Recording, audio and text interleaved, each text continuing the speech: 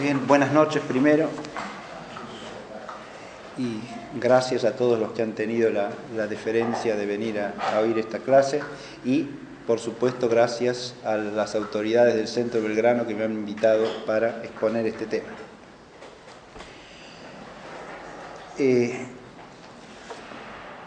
Lo que voy a tratar de hacer es, en primer lugar, exponer el contenido fundamental del libro de Jean de Viguerie que se llama Las dos patrias. Es este libro que tengo aquí. La primera edición del libro es del año 1998 y la segunda edición, que es esta, del año 2003. El título es Las dos patrias y el subtítulo Ensayo histórico sobre la idea de patria en Francia. Y la clase pretende tener tres partes fundamentales. Primero voy a exponer el contenido fundamental del libro. Luego voy a hacer algunas reflexiones de carácter crítico y proyectivo sobre el libro. Y por último, una reflexión final acerca de cómo la problemática que el libro aborda también nos incumbe a nosotros, a pesar de que el libro habla de Francia, ¿no? Es un ensayo histórico, como dice bien el subtítulo, sobre la idea de patria en Francia.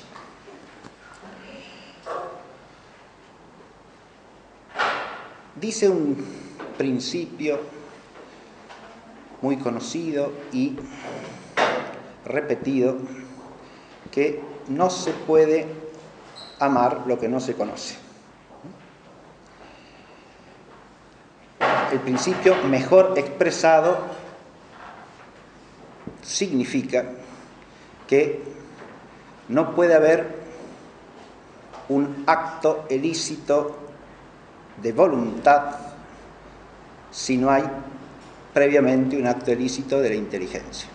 O para decirlo en términos más llanos, no puede haber operación de amor si no hay previamente una operación de intelección de ese mismo bien que se ama. Y eso es así, es un principio ontológico que hace al orden que tienen en el ser la operación de entender y la operación de amar. Lo único que puede haber previamente al entender rectamente una cosa es lo que se llama en el vocabulario escolástico un apetito natural de ese bien. Pero el apetito natural es un ordenamiento al bien en general, no a ese bien en particular que, para ser amado como es y en lo que es, tiene primero que ser entendido en lo que es. Empiezo por acá porque podría parecer que una reflexión sobre el concepto de patria es innecesaria, que todos sabemos lo que es la patria. Y en realidad no es tan así, ¿no? Acá hay que aplicar el principio socrático. Si uno pregunta qué es la patria y pide la definición precisa, hay que ver si somos capaces de darla y qué definición damos, ¿no? Que se lo pregunte cada uno a sí mismo. La definición es lo que pone en nosotros un saber explícito y formal acerca de una cosa determinada, en el orden de la primera operación del entendimiento. Si no sabemos definir, es que acerca de esa cosa tenemos una noción primaria que puede ser más o menos vaga, pero no sabemos responder qué es de manera formal. En el caso de una noción como la de patria, que no es una noción meramente especulativa, sino que es una noción que tiene amplias consecuencias de orden práctico, porque de suyo pertenece al orden moral, la cuestión adquiere otra gravedad y otras consecuencias, ¿no? Porque si no tenemos una clara noción de lo que es la patria, tampoco podemos tener un sentimiento adecuado acerca de ella. Estas digresiones, que pueden parecer lejanas al tema del libro, son simplemente una justificación de el primer orden de relevancia que tiene la temática que aborda Jean de Viguerie, ¿no? Precisar el concepto de patria es algo que toda persona que quiera cultivar la virtud del patriotismo en sentido recto debe considerar como relevante.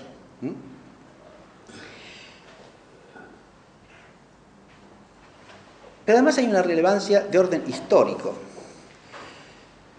A esa se podría llegar desde muchas vías, pero yo voy a mencionar algo que me sucedió a mí, simplemente, y una experiencia de lectura que me sorprendió enormemente, porque leyendo la autobiografía de Chesterton y llegando al capítulo en que se ocupa de la época de la Primera Guerra Mundial, me encontré con algunas consideraciones sorprendentes, para mí por lo menos. Porque en ese texto, Chesterton, al abrir ciertos juicios sobre la Primera Guerra Mundial, dice, no son las palabras exactas, pero el contenido es este que voy a decir, que hay que agradecer a Dios que la Gran Bretaña haya obtenido la victoria en esa guerra, porque en eso se jugaba la causa de la civilización universal. O sea, en la mente de Chesterton,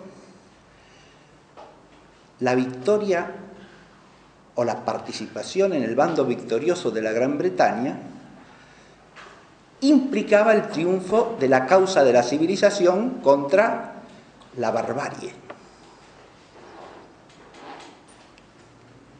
Esto podría no sorprender en un inglés nacionalista, defensor de la identidad inglesa como la suma de la civilización. Basta pensar en Spencer, por ejemplo, ¿no? Heriberto Spencer, el padre del evolucionismo dentro de la tradición del pensamiento inmanentista. El término evolucionismo lo acuña Spencer, no Darwin, ¿sí? Y el concepto general de evolución también. Spencer sostiene literalmente esto, al hablar de la evolución universal que va desde la materia y la energía hasta las sociedades humanas más complejas, en un solo proceso continuo. Es un materialista Spencer, ¿no? Sostiene que la sociedad británica de la era victoriana es la cima de la civilización humana, está claro, ¿no? Que Spencer diga eso no es sorprendente. En cambio, que lo diga Chesterton, sí. Que Chesterton, que es un inglés convertido al catolicismo, piense en Inglaterra como la abanderada de la civilización universal, resulta, desde nuestra perspectiva, por lo menos, al menos chocante, ¿no? Uno se pregunta, ¿cómo llega a eso, ¿no? Y si uno lee el texto, lo que hay detrás de eso es un espíritu patriótico y una convicción de que su patria es la abanderada de la civilización, así sin más.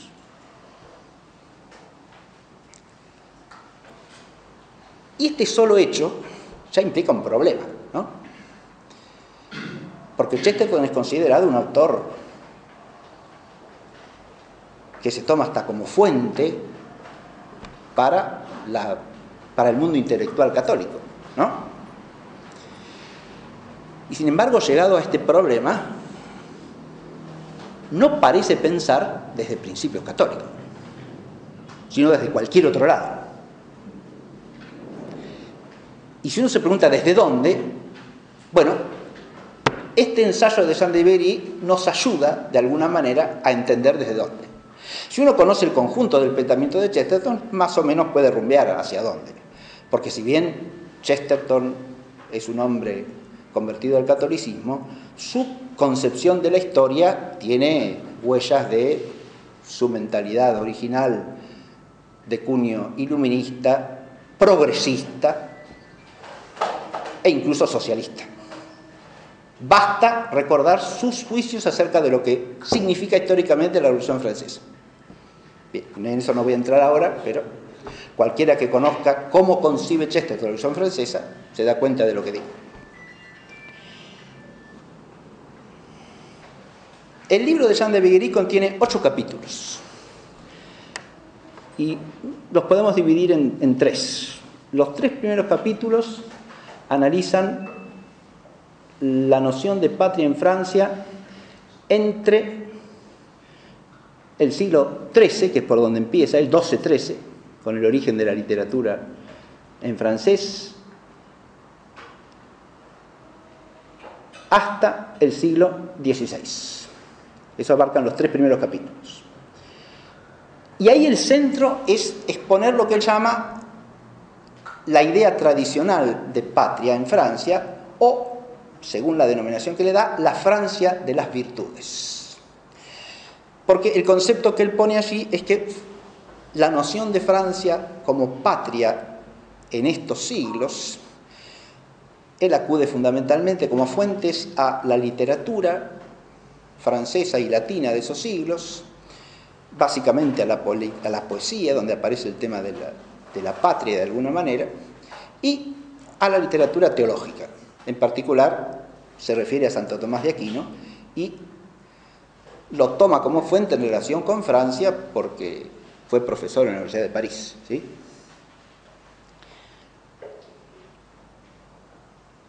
Cita algún otro teólogo parisino también, como Enrique de Gante, cuya noción de patria no es exactamente igual a la de Santo Tomás de Aquino.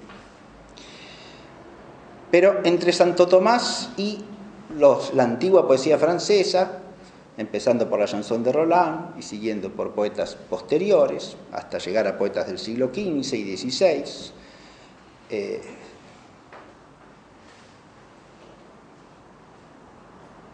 como Catherine de Pizan o Ronsard, él bosqueja lo que llama la noción de la patria tradicional, la Francia de las virtudes. ¿Cuáles son los rasgos fundamentales de ese concepto? Primero, que la patria es una entidad moral, primero que nada. Es decir, no es una entidad que subsista en sí misma, sino que existe en la medida que hay hombres, y esos hombres cultivan ciertas virtudes. La patria implica que esos hombres están arraigados a una tierra y a unos ancestros, pero que esa doble condición de estar ligados a cierta tierra y a ciertos antepasados va unida a un conjunto de principios morales, o sea, de virtudes que hay que cultivar para pertenecer a la patria. La idea de patria es ahí una idea que exige moralmente el cumplimiento de ciertas formas de conducta. Y él hace alusión a ciertas virtudes características de lo que es la concepción de la patria en Francia, ¿sí? Virtudes domésticas, el honor, la justicia.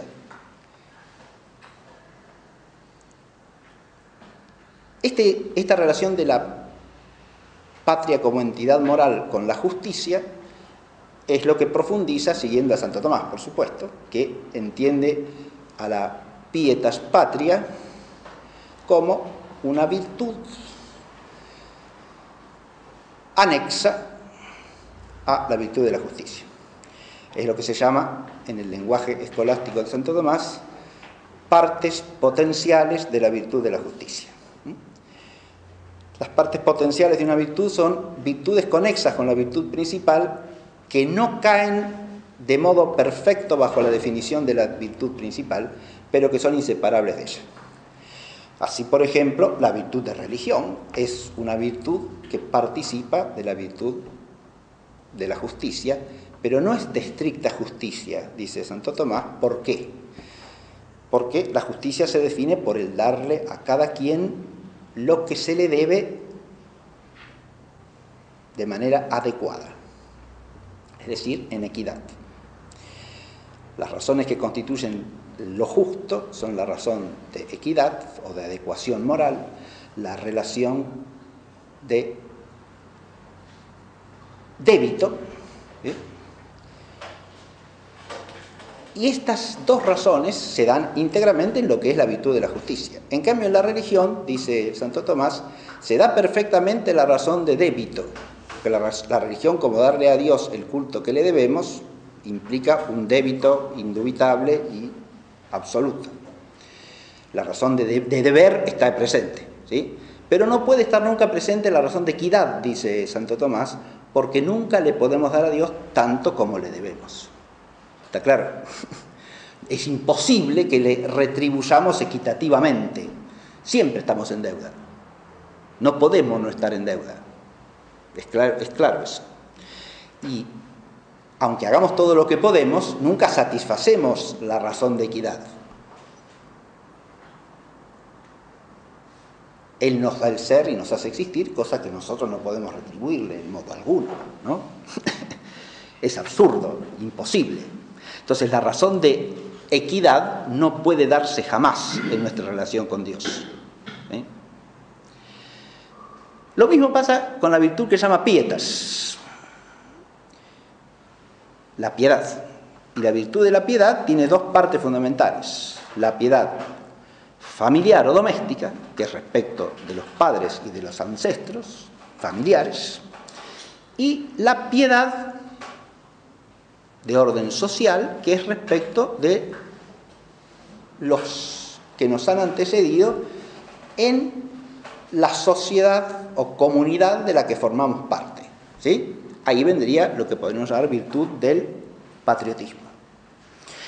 Y forman parte de esas virtudes que no son justicia en sentido estricto, porque de nuevo ahí no podemos darles a nuestros mayores que nos han beneficiado lo mismo que ellos nos han dado a nosotros.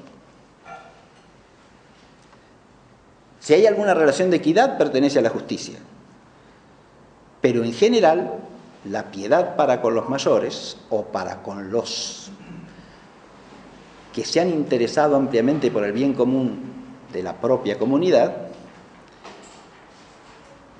no la podemos retribuir. Está claro, primero porque nos han precedido, segundo porque nos han dado de alguna manera nuestro propio ser o han participado en el origen de nuestro ser, ya sea en el orden de la transmisión de la vida, ya sea en el orden de la transmisión de la cultura con la que nos identificamos, ¿no? De la lengua, de las cosas que sabemos y aprendemos, etc.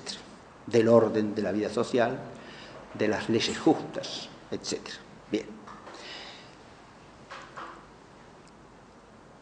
Es en esa línea que él sitúa la noción que llama la patria de las virtudes.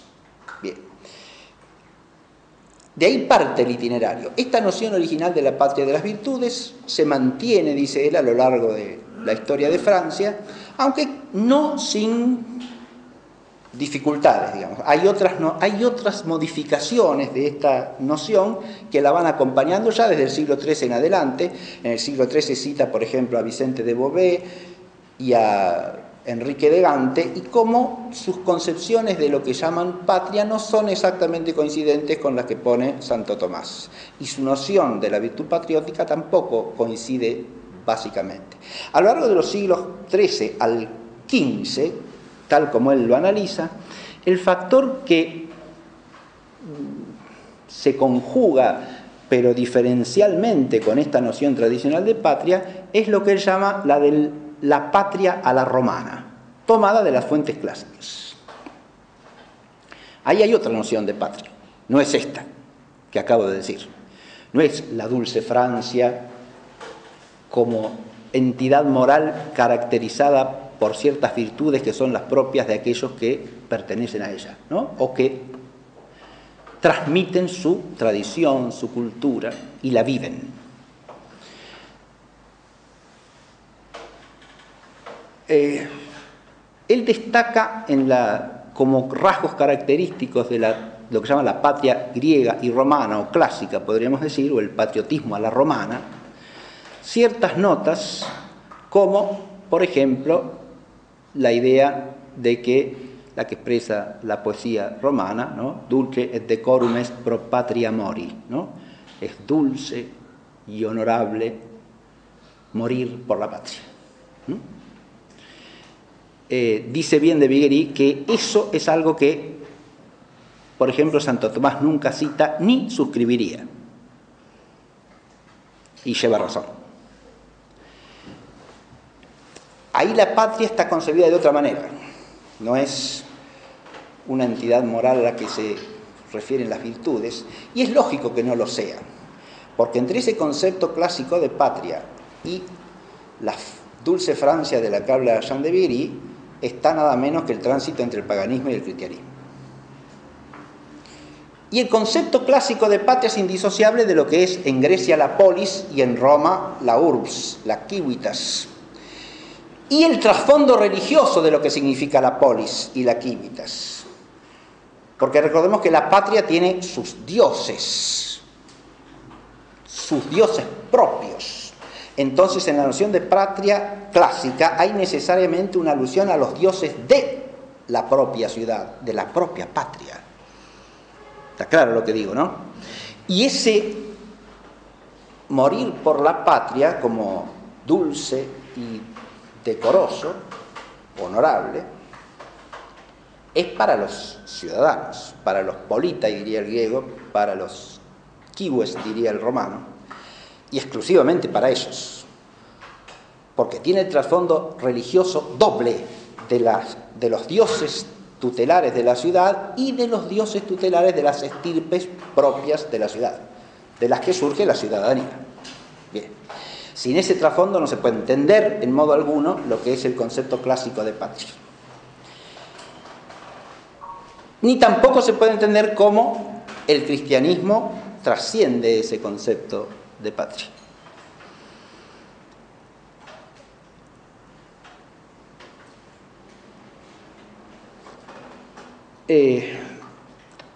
Jean de Viguerie menciona al pasar, pero no se detiene suficientemente, en un tema que es fundamental para situar un concepto como el que él quiere llamar tradicional de patria en Francia, o cualquier concepto de patria dentro de la tradición cristiana. No solo hace hincapié en que esa noción tradicional de patria es una noción de una patria cristiana, sino que tampoco hace hincapié en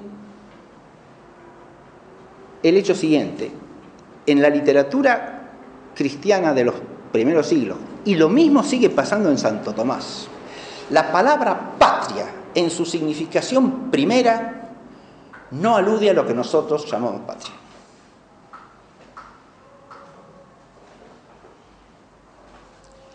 Si ustedes van al vocabulario común que maneja Santo Tomás como vocabulario teológico, Santo Tomás distingue el estado del hombre in vía del estado del hombre in patria. ¿Qué quiere decir in vía? Y es el estado propio de los viadores, es decir, de los que vivimos en el tiempo. ¿Y qué quiere decir in patria? Es el estado de los que han llegado a la casa del Padre, es decir, de los que han llegado a la patria celestial, diríamos nosotros. Nosotros le agregamos el adjetivo celestial. El lenguaje que se usa hasta el siglo XIII incluido, y en la tradición cristiana firmemente en siglos posteriores también, no agrega nada. La patria es sin más el cielo. Está claro lo que digo, ¿no? Y en la mente cristiana es así originalmente. Patria remite a padre, ¿no? Y padre para un cristiano es básicamente ¿quién? El Padre nuestro que está en los cielos. Y la patria es la casa del Padre. Mientras estamos en el tiempo de este mundo, no hemos llegado a la patria. Estamos en camino de la patria, pero no hemos llegado a la patria. Uno dice esto y ¿de qué está hablando? Estoy hablando de lo que hay que hablar. Si uno quiere entender cristianamente la noción de patria, tiene que empezar por ahí. Y si patria sin más para un cristiano pasa a significar la patria temporal, hay un problema. Porque se ha olvidado de la patria principal. Después, por analogía, podrá usarse el término para referirse a la patria temporal. que nos ha tocado a cada uno. Sí, señor, y habrá que ver qué significa eso. Pero nunca considerándola como la patria sin más o la patria por antonomasia. ¿Está claro lo que digo? Si patria por antonomasia y sin más ha pasado a significar la patria temporal, repito, ya estamos en un problema y ya se da el fenómeno que va a tratar de describir en lo que sigue del libro Jean de Viguerie.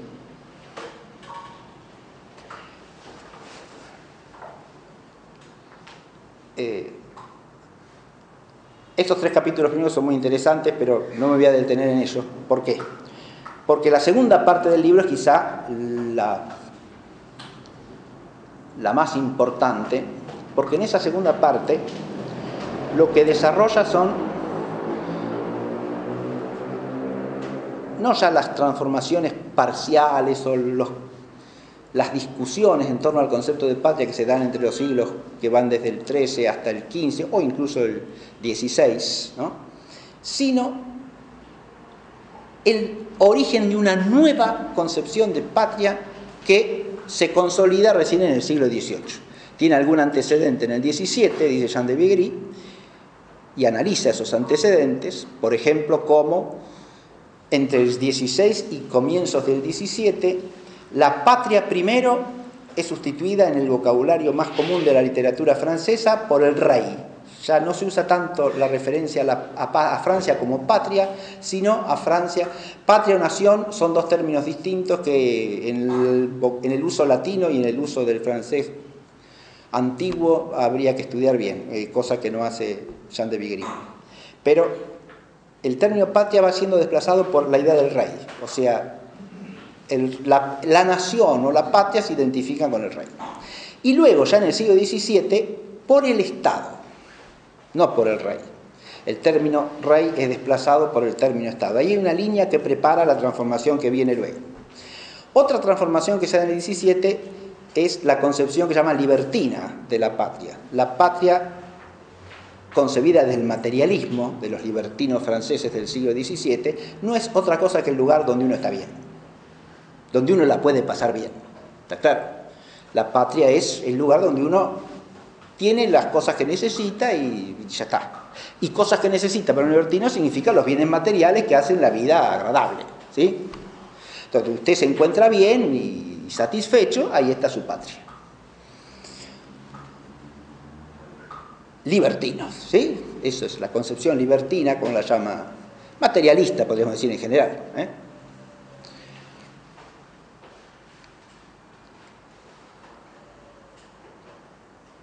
Y por último, en el siglo XVII también menciona otra línea predecesora de esa noción nueva de patria que irrumpe en el XVIII, que es la patria cosmopolita, ¿sí?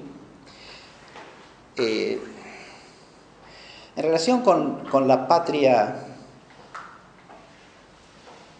que es el Estado, y entendida también con fuertes connotaciones a la romana, ¿sí? La Francia romana la llama él. Él cita a Corneille, primera mitad del siglo XVII, en relación con la patria libertina a la Motte Levailleur y en relación con esta tercera patria cosmopolita a Fenelon, ¿sí? Que oponiéndose o criticando cierta exacerbación del concepto de patria o de patria-estado, diríamos así, que lleva a conflictos bélicos simplemente por intereses a veces mezquinos, ¿no?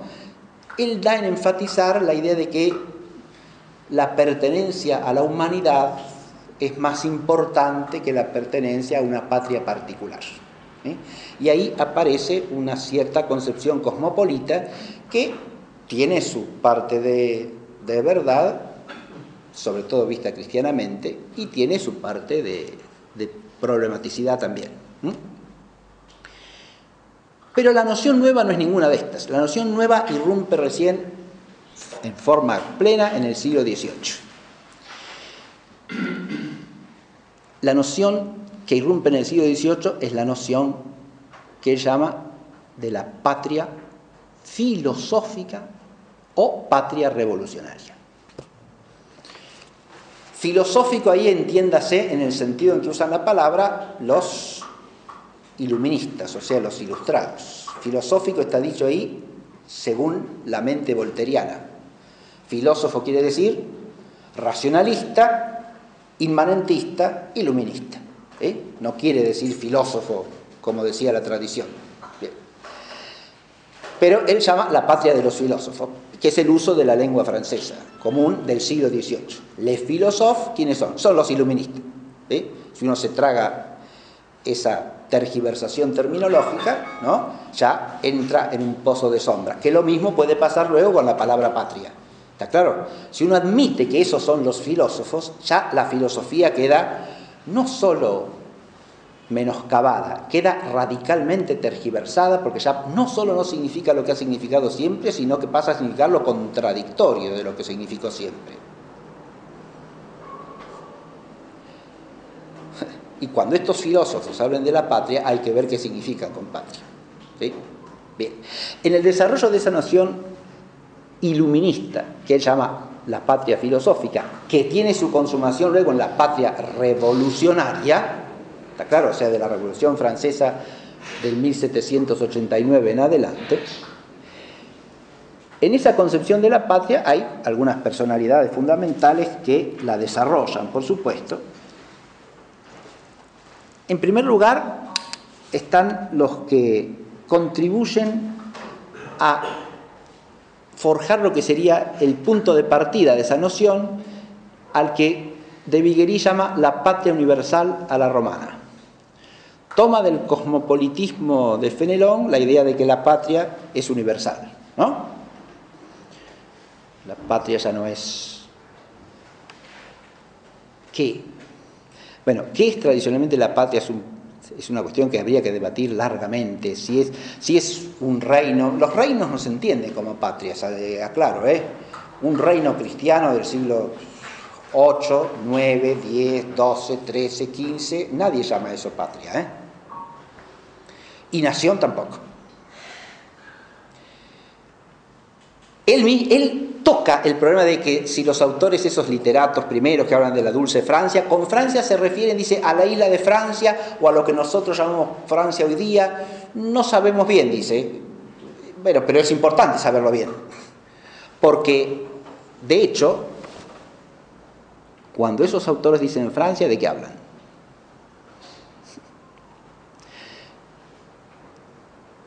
Les doy dos referencias para que adviertan esto. Si uno estudia cómo se configuró la primera cruzada, llamada así, ¿no?, la primera expedición de los cruzados a Tierra Santa, fines del siglo XI, ¿verdad?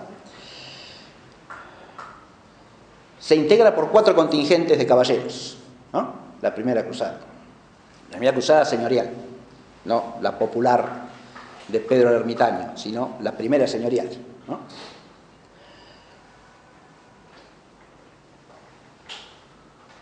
La que llega a Jerusalén en el año 1099, ¿no?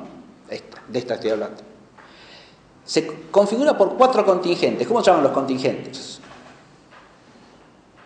El de los caballeros loreneses, con Godofredo de Bouillon a la cabeza. El de los caballeros franceses, ¿sí?, con Felipe de Champagne a la cabeza. Y el contingente de los caballeros tolosanos, ¿está claro? Y los tolosanos no son franceses. Para el lenguaje del siglo XI, no. Pero no son súbditos del rey de Francia, sí señor, pero son tolosanos. ¿Está claro lo que digo? Su nación es el toulousain. Incluso no hablan la misma lengua. ¿Está claro lo que digo?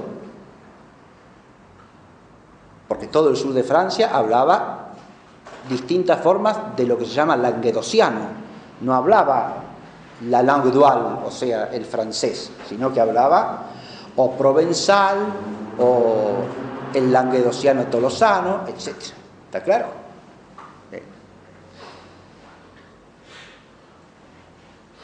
Entonces, ¿qué es la Francia tradicional? Hay que pensar eso. Como patria es una cosa, como reino es otra, como nación es otra. En la Universidad de París en el siglo XIII los estudiantes se agrupaban por naciones, ¿sí? Ahí es más complicado el asunto, porque lo que se llama aquí caballeros franceses implica una amplia región que está centrada en la isla de Francia. Pero las naciones de la Universidad de París era la nación picarda, la nación de la Champaña, la nación bretona, la nación gascona, etcétera, etcétera, etcétera. ¿Sí? Bien. El conocimiento de la historia en este terreno es importantísimo porque nos muestra cómo las palabras pueden adecuarse a la realidad o no. Y si uno las transpone acríticamente de un periodo histórico a otro, puede hacer un zafarrancho fácilmente, ¿eh? ¿Está claro? Así como si uno pasa con la palabra nación de hoy al siglo XIII o al siglo XV en Europa, hace un zafarrancho, cuando pasa con la palabra patria, otro tanto, ¿eh? ¿Está claro?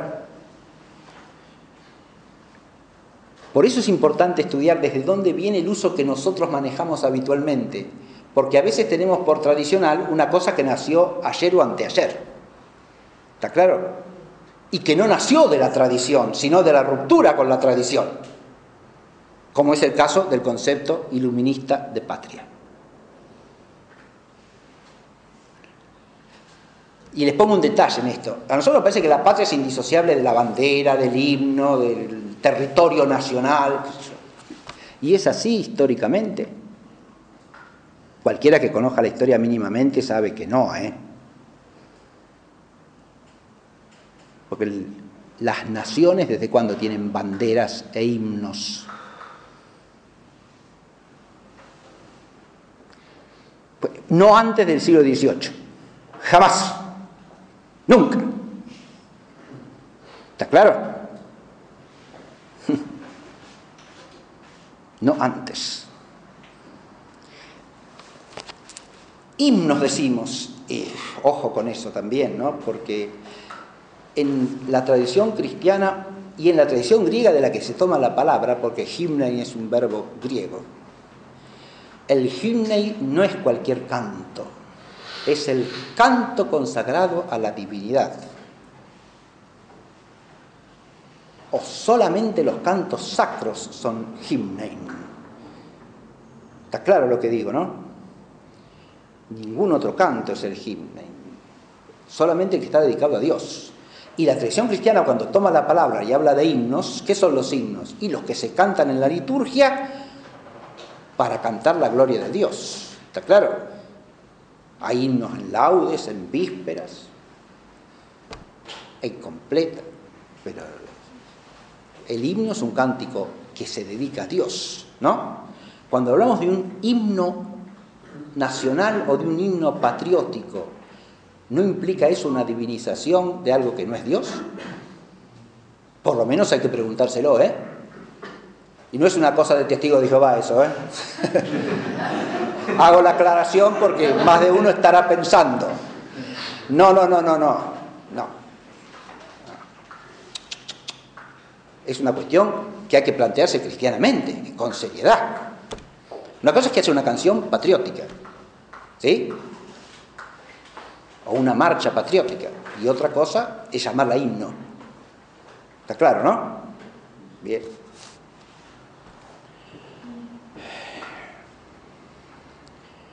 Esa noción iluminista de patria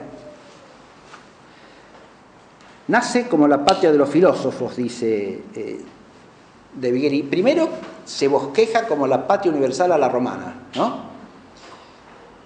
En Montesquieu, en el Abbé de Saint-Pierre, encuentra rasgos de esa patria universal a la romana, Jean de Viguerie. Pero luego habla de tres fundadores de la concepción filosófica de patria, o sea, la patria filosófica. La patria filosófica, traduzcamos, la patria iluminista o ilustrada, si prefieren ustedes. La patria de los filósofos al modo iluminista. Y los tres autores que escriben sobre este tema y que él analiza son D'Aguesseau, Montesquieu y el abate Coyer. Y cada uno de ellos va dándole una modulación propia a esta patria filosófica. Aquí voy a leer algún textito breve, ¿no? Para que vean cómo está escrito el libro, porque el libro está constantemente apoyado en citas de los autores que analiza, ¿eh? Es un libro hecho con mucha seriedad y con amplia documentación.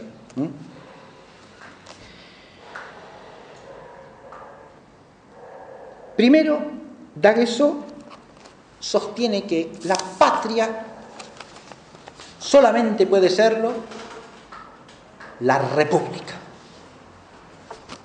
Solamente hay patria si hay república. Primera cosa. Eso también nos puede sonar a nosotros bastante, ¿no? Si hay patria, si hay república.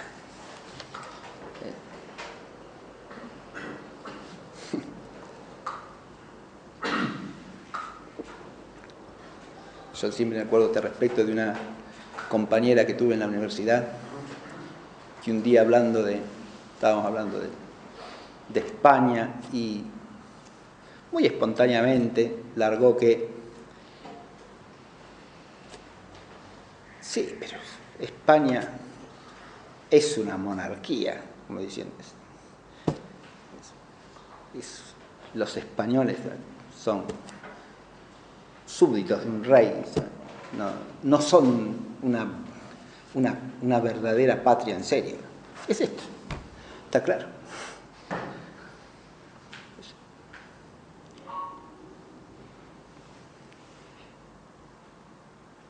¿Qué quede hoy día de España como patria? Es otro problema. No voy a analizar ahora ese problema. Pero la mente de ella era que si no era una república era una cosa de segunda, ¿está claro? Ese orgullo republicano que identifica la existencia de la patria con la existencia de cierto régimen, porque fuera de la república no hay ciudadanos y sin ciudadanos no hay patria. Primera nota de la patria iluminista. El énfasis en la ciudadanía también viene de la tradición clásica, pero tergiversada y malentendida. Eso sería para discutirlo también ampliamente y no lo voy a hacer ahora, ¿no? Por supuesto, porque voy a tratar de resumir brevemente este libro. El amor de la patria entonces es inseparable de la república. Amar a la patria es amar a la república. Si la patria es el régimen republicano, ¿no?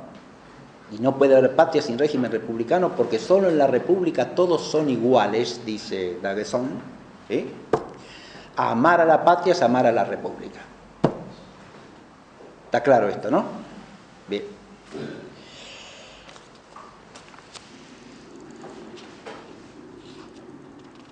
Montesquieu, por su parte,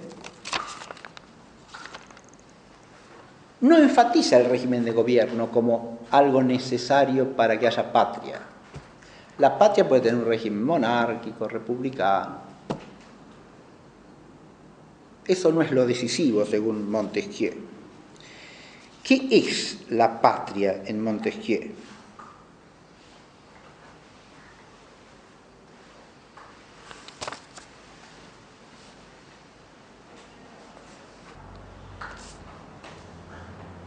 El amor de la patria, dice nuestro autor, es el amor de la igualdad. El amor de la patria es el amor de la igualdad. Y este amor de la igualdad no es una virtud moral ni una virtud cristiana, sino una virtud política. Esto puede existir aunque haya un rey, dice, al modo inglés, ¿sí? Cosa que a él le causa admiración, o sea, la Inglaterra de la Revolución de 1688, ¿sí? En adelante. La Gran Bretaña revolucionada según la doctrina iluminista, en la que hay un rey que no reina, y por lo tanto el principio de la igualdad está salvado.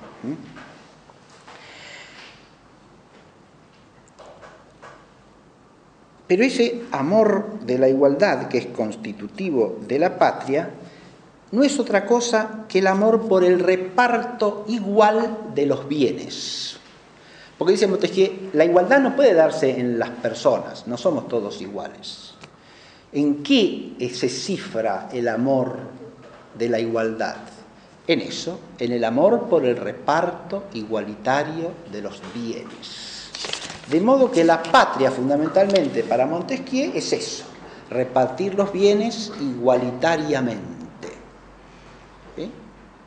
Donde hay eso, hay patria. Donde no hay eso, no la hay ni la puede haber. Está claro, ¿no? No se trata ya de una cuestión de justicia, ojo, ni de ejercitar la virtud moral de la justicia. Se trata de un reparto sistemático de bienes por igual entre todos.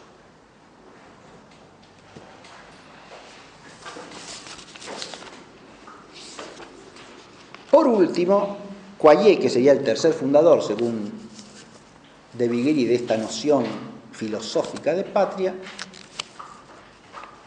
va a hacer hincapié en otra cosa, que según de Viguerie termina de configurar los elementos básicos de la noción de patria, de los ilustrados. ¿En qué hace hincapié Quaye? En los derechos del género humano. Hay patria donde hay amor de los derechos del género humano. Y amor a la patria es eso. Acá tenemos ya el vínculo entre esta noción y los derechos del hombre y del ciudadano. ¿Está claro? En mi opinión, la exposición que hace de Viguerie, que es muy sólida, muy buena, no hace suficiente hincapié en lo siguiente. Cuando todos estos autores hablan, al tiempo que enuncian estas definiciones, dan por sentado o exponen como algo obvio que nada de eso de lo que ellos están hablando y definen existe. ¿Está claro lo que digo?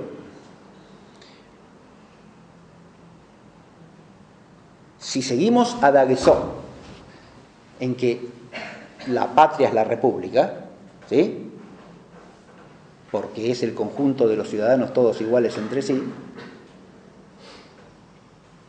Francia en ese momento era una monarquía, no era una república. Por lo tanto, no existía la patria. ¿Está claro? Si vamos a Montesquieu, el reparto igualitario de los bienes materiales, que a eso se refiere principalmente, una noción profundamente materialista, economicista, la de Montesquieu, pero profundamente iluminista en ese aspecto,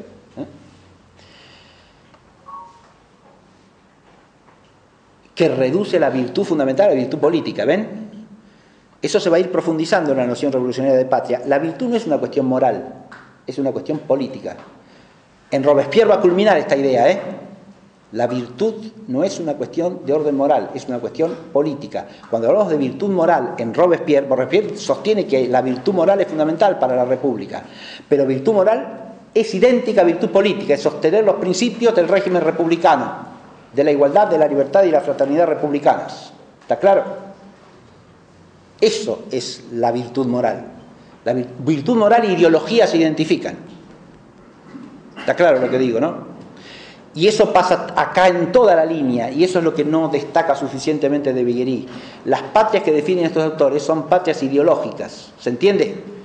Es la patria de la ideología republicana, es la patria de la ideología igualitaria economicista, es la patria de la ideología de los derechos del hombre y del ciudadano, de los derechos del género humano, que es la expresión de Quaye. Nada de eso existe. Y si no existe la patria, ¿qué hay que hacer? Hay que hacerla existir. ¿Está claro? Y aquí viene la revolución. ¿Se entiende? Que funda la patria, origina la patria, hace existir a la patria, porque la patria no ha existido. Se ve esto, ¿no? Esta noción de patria es incompatible con la noción tradicional de patria. Absolutamente incompatible. Es una patria que necesita ser constituida. Y para constituirla hay que romper ¿con qué? Y con la tradición, con lo que viene, con lo establecido. Eso desde la ideología iluminista no sorprende para nada, ¿no? La ideología de los librepensadores ingleses, que son la matriz de la Revolución Inglesa de 1688, es la de la ruptura ¿con qué? ¿Libres de qué hay que hacerse? Libres de todo dogma, libres de toda autoridad, libres de toda tradición y libres de todo prejuicio. ¿Está claro? Y entonces somos libres. Y ahí empieza la patria. Ahí empieza a existir.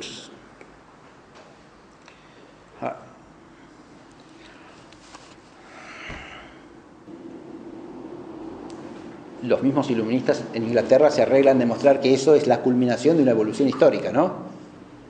Ahí viene el progresismo. Entonces, no es que Inglaterra dejó de existir, que es la realidad. Como dice, a mí me tocó hablar también en otro año, hace unos cuantos años, hablé aquí, en este mismo ámbito, no en este lugar físico, en el mismo ámbito del centro Belgrano, hablé de Cobbett y las 5 revoluciones, ¿no? Y Cobbett, hablando de esas 5 revoluciones, dice que esas revoluciones que empiezan con la anglicanización de Inglaterra, ¿no? Que esas revoluciones le han robado a su patria. Esa expresión viene a cuento precisamente de esto, ¿no?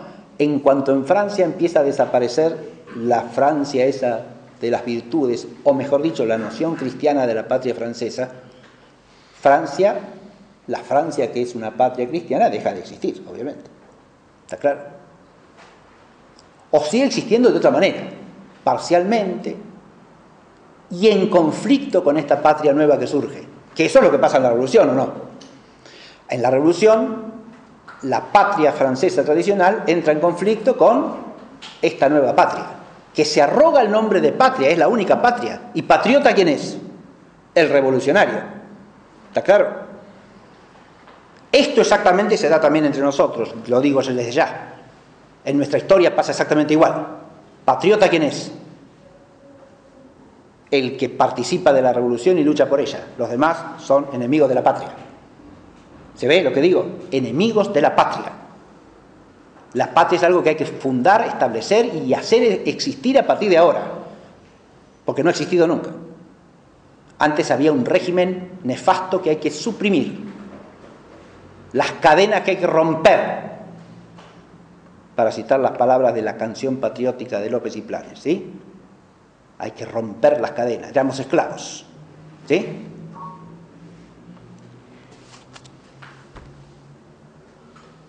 No había patria.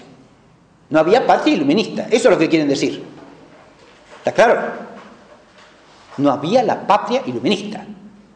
No había patria, claro que había patria.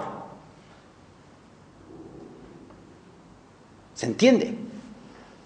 Es muy frecuente cuando uno está hablando de estas cosas, dice, bueno, nosotros tenemos metido desde la escuela primaria, ¿no? La patria nació en mayo de 1810, y los tipos que vivían ahí antes de mayo de 1810 no tenían patria. ¿Qué eran esa gente? En mayo de 1810 nacieron de los repollos.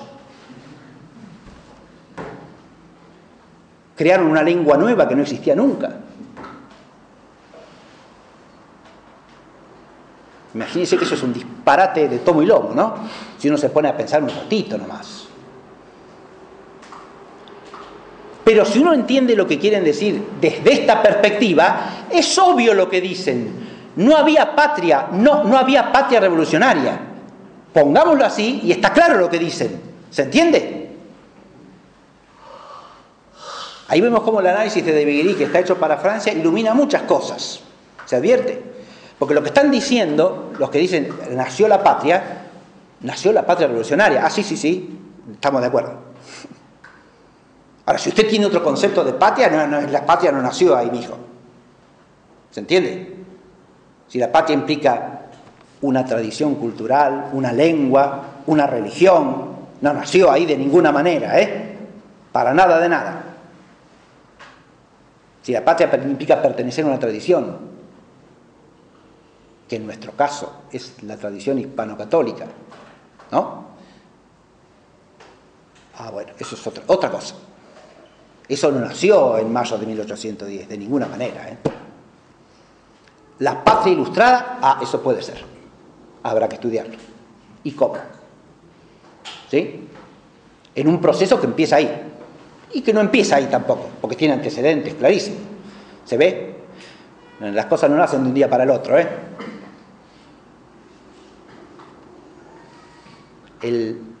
Cito un personaje que es importante en la historia argentina, el deán Funes, deán de la Catedral de Córdoba del Tucumán.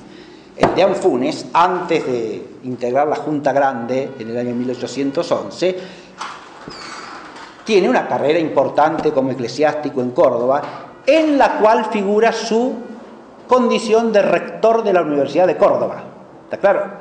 Y como rector de la Universidad de Córdoba, el deán Funes hace una transformación de los planes de estudio de la universidad que son precursores de la Revolución Ilustrada. Con toda claridad. Si uno estudia la historia de la Universidad de Córdoba, eso es clarísimo. Y cuando uno le oye,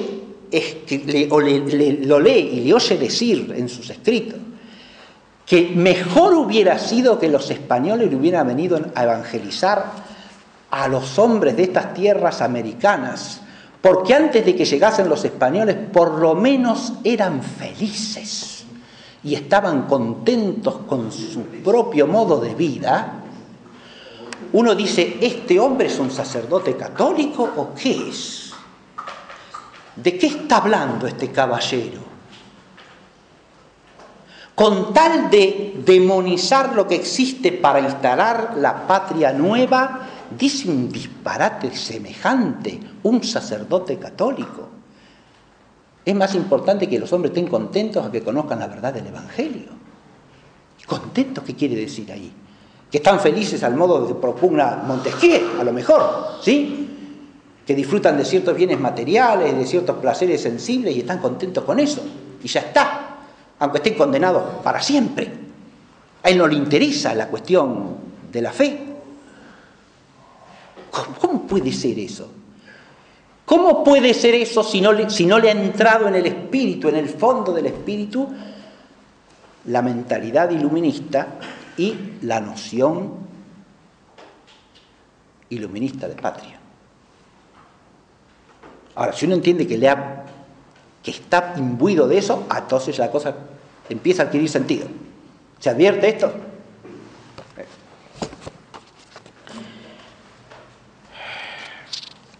Bueno, vamos a avanzar un poco porque si no... La transformación, entonces, Montesquieu, Quayé, luego vienen Voltaire y Jacour, que cada uno de los dos... Esto lo llaman los vulgarizadores de la noción filosófica de patria de Viguerie. A Voltaire y a Jacour, cada uno aporta lo suyo en esa noción de patria. En Voltaire hay un giro, toma la noción que tienen estos anteriores, básicamente, la patria romana universalizada de Montesquieu, esta aparece en Voltaire también, la patria republicana, pero Voltaire le da un giro particular. La patria es una comunidad de propietarios, dice Voltaire.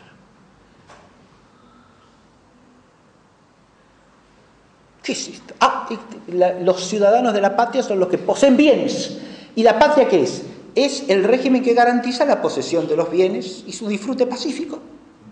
Donde hay propietarios y hay un régimen que les garantiza el pacífico uso de sus bienes, hay patria.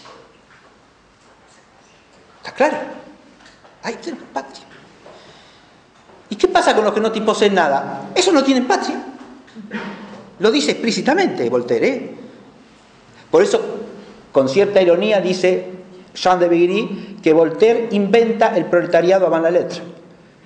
Claro. Sí, los que no poseen no tienen patria. Esos son apátridas. Claro, acá estamos a años luz. Hay un abismo entre esta concepción de la patria y la patria entendida cristianamente, por supuesto. La patria entendida humanamente dista años luz de esto, porque esto es inhumano. ¿Se entiende lo que digo? Mucho menos la patria entendida cristianamente. Anota bien de Viguerie al exponer a estos autores que ha desaparecido acá la noción auténtica de bien común. Porque el materialismo generalizado de los inmanentistas iluministas hace desaparecer la noción de bien común. El bien material no puede ser sino de cada quien, ¿eh? El bien común material se dice secundum quid, escolásticamente hablando. No se dice simpliciter.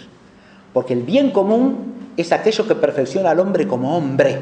Por lo tanto, nunca es el bien material, que es un mero medio para que el hombre viva. Bien o mal. Pero el bien común es lo que le hace vivir bien. Lo que lo perfecciona humanamente. Es el conocimiento de la verdad, es la práctica y ejercicio de la virtud moral, y es la participación de la verdadera religión.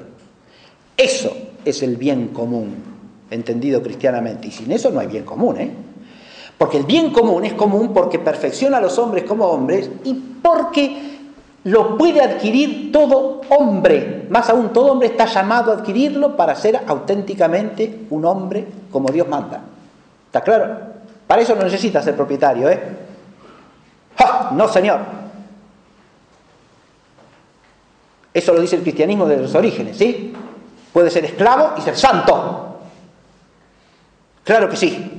No necesita ser propietario para participar del bien común supremo, que es el bien común de orden sobrenatural. ¿Está claro eso o no? Si de ahí saltamos a Voltaire, es un salto mortal, ¿no? La noción voltairiana en el fondo es la del egoísmo materialista, ¿sí? Que por eso está profundamente conectada con la noción marxista y revolucionaria socialista de patria. Porque ahí no hay más bien que el bien económico, y no puede haberlo. Porque si usted tiene una concepción materialista del hombre, ¿qué otro bien hay? Y el bien económico, que es el único fundamental. Y todos los demás son consecuencia de él. ¿Está claro? Pero el economicismo fisiocrático del siglo XVIII piensa exactamente igual, ¿eh? Y el economicismo liberal inglés de fines del XVIII y principios del XIX piensa exactamente igual.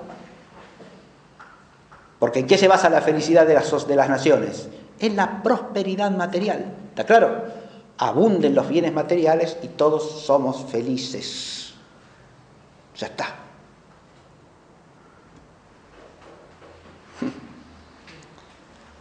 Si a eso le agregamos el igualitarismo, tenemos la noción de Montesquieu, ¿sí? Distribución igualitaria de los bienes materiales. Ya está.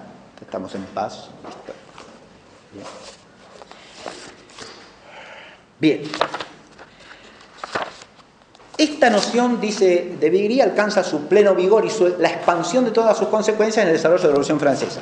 En eso no me voy a detener, pero ahí analiza él bien cómo la Revolución Francesa asume esta noción iluminista de patria y la pone en práctica. ¿Está claro?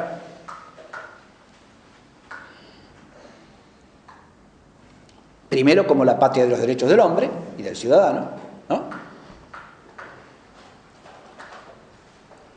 Hay muchas otras cosas que habría que agregar ahí, porque la patria de la revolución, además de la patria de los derechos del hombre, es también la patria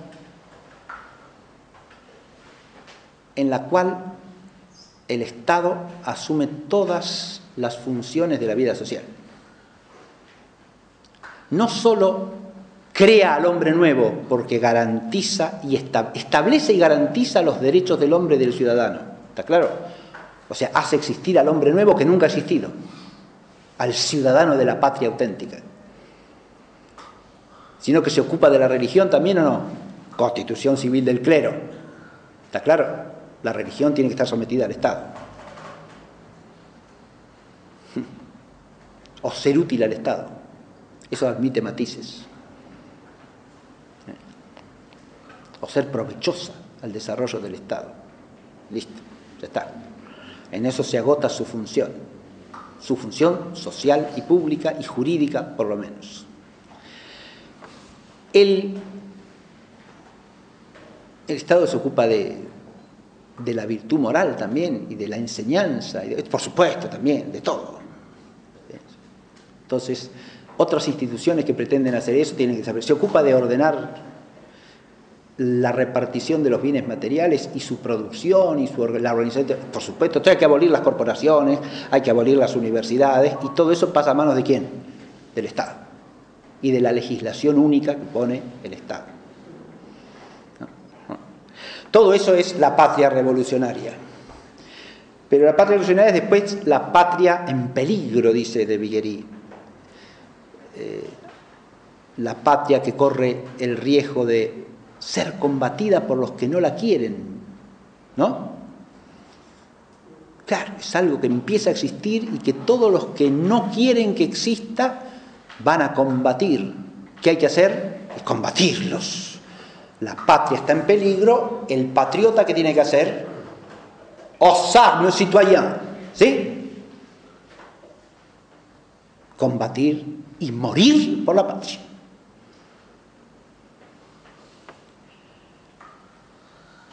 Ese es un tema fundamental en el que cabría detenerse largamente, y lo hace él a lo largo del libro, ¿eh? Luego,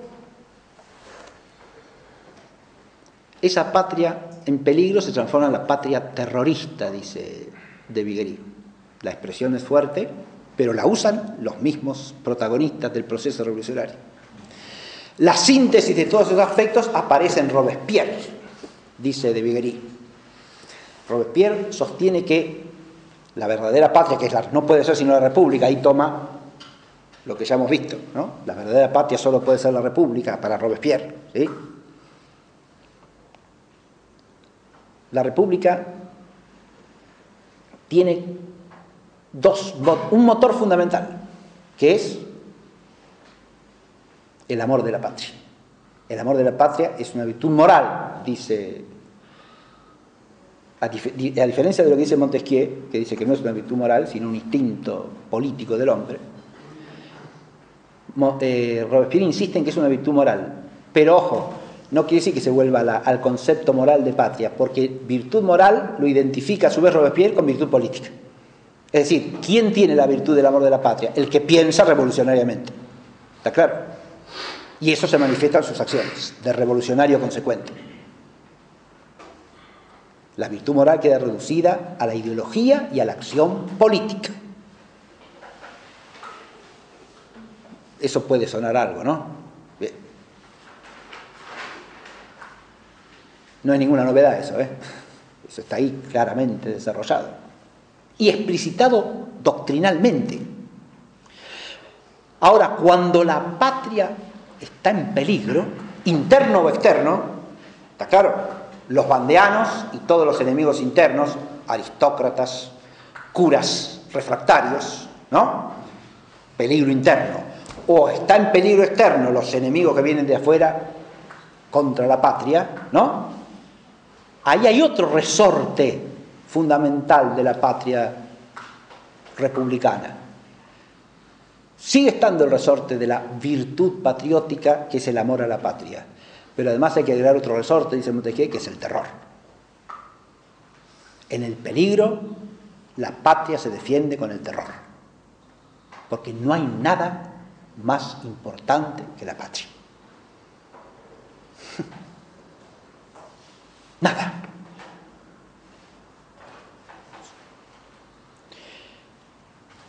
Esta patria hay que amarla por encima de todo. Miren, si uno lo piensa esto desde un punto de vista teológico, es claro el problema acá, ¿no? Porque lo que enseña la Escritura es que hay que amar a Dios por encima de todo, ¿no? Entonces, ¿la patria revolucionaria ocupa el lugar de Dios?, se pregunta uno. Claramente, sí, sin duda alguna. Y por eso hay que estar siempre dispuesto a morir por la patria. ¿Quiénes? Los encargados de la defensa de la patria. Es una función que siempre ha existido. Claro. No. Todos los ciudadanos. Todos. Ahí viene otra noción de la patria revolucionaria, ¿eh? El ciudadano es el soldado. Es el guerrero. Son dos funciones inseparables entre sí. Todo ciudadano es un combatiente y todo combatiente es un ciudadano. La leva general es una invención de la revolución. El servicio militar universal es una invención de la revolución. Nos puede parecer una cosa tradicional, escúcheme, no existe antes de la Revolución Francesa. ¿Está claro? Es una invención revolucionaria.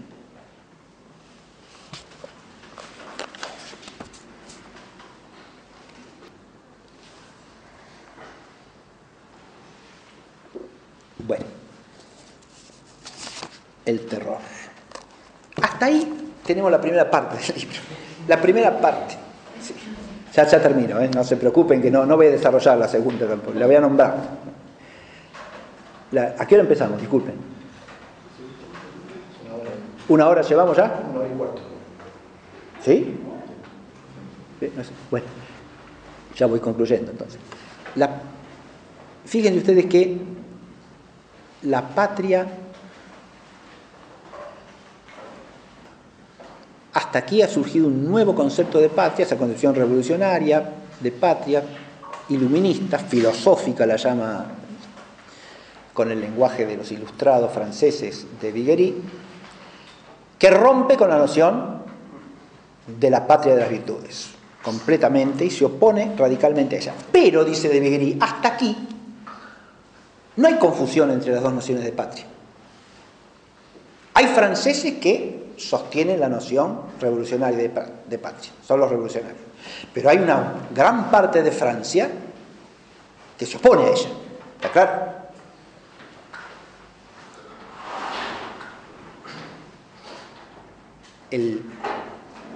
La Iglesia católica en Francia se opone a eso con la casi unanimidad de sus obispos, De más de 150, solo 4 firman la Constitución Civil del Clero. ¿Sí? La aristocracia auténtica, lo mismo, se opone. Gran parte del pueblo se opone, también. La resistencia bandiana es el episodio más heroico de esa oposición, pero no es el único. Y hay que ver por qué allí se manifestó lo que quedó latente en otras porciones de Francia. Pero hasta aquí la aparición de dos Francias contradictorias entre sí, ¿no? ¿Está claro? Ahora, el episodio que sigue en el libro, que abarca los 3 capítulos que siguen, hasta acá están los 3 primeros capítulos. Los 3 capítulos que siguen, o sea, del 4 al 6, desarrollan otro problema, que ¿cuál es? La aparición y el desarrollo de la patria mixta, que nace, dice Jean de Viguerie, cuando Napoleón bautiza Francia a la patria revolucionaria. O sea, la patria revolucionaria es la Francia de siempre. Y eso nace con el régimen napoleónico, que culmina la revolución, ciertamente. Bien. A partir de ahí surge el proceso que llama él la patria mixta. La patria mixta. En esa patria mixta empiezan a confundirse las cosas. ¿Por qué? Porque parece que si uno es francés, no puede menos que ser patriota, y patriota significa al modo de la revolución, es decir, al modo napoleónico. ¿Se entiende? Además, los grandes sucesos militares de Napoleón le van a dar a ese patriotismo revolucionario una aura de triunfo y de gloria humana, ¿no?, que viene a aureolear a la patria revolucionaria de grandeza, de magnificencia, de éxito, de un vigor irresistible que se impone sobre todo el resto de la Europa, ¿no? Y entonces, al viento de esta grandeza, muchos entran en la concepción de la patria revolucionaria, aunque no sean revolucionarios. Pero además esa patria parece que pone orden. Después de los conflictos civiles permanentes de que hay la revolución, ahora viene quien pone el orden, ¿no? Y esa apariencia augustea de Napoleón, en que orden es un orden exterior, obviamente, y nada más. Porque ese orden, ¿para qué sirve? Para consolidar la revolución en Francia, ¿sí? Baste pensar en el Código Civil napoleónico. ¿Está claro? Pero ahí surge la idea de una patria mixta. Y un problema nuevo, porque a partir de ahí parece que si uno es francés tiene que ser revolucionario. O mejor dicho, se identifica sin más la Francia de siempre con esta Francia nueva que es la Francia de la patria revolucionaria. Y ahí se arma el problema. Ahí empieza un problema que tiene un desarrollo a lo largo de todo el siglo XIX. El primer capítulo de este tramo se llama De Napoleón I a Gambetta. Nada menos. O sea, va desde el régimen napoleónico hasta el origen de la Tercera República. O sea, el final del Napoleón III y el origen de la Primera República. De la Tercera República, perdón. ¿Está claro? La segunda, recordemos, es la de 1848, ¿no? La breve república de la Revolución de 1848. Bien. A la que sucede el Segundo Imperio, o sea, Napoleón III. En este desarrollo también considera algunos autores, en mi opinión, no hace suficiente hincapié en tres fenómenos históricos que permiten de alguna manera entender cómo y por qué se va forjando el concepto de la patria mixta. Un primer fenómeno importantísimo está ampliamente estudiado y los remito al magnífico libro que ustedes seguramente conocen del padre Julio Mainviel, que se llama De Lamennais a Maritain. Es el fenómeno del liberalismo católico, fenómeno propio de la Francia del siglo XIX, pero que no es más que un desarrollo de algo que empezó en el siglo XVIII, atención.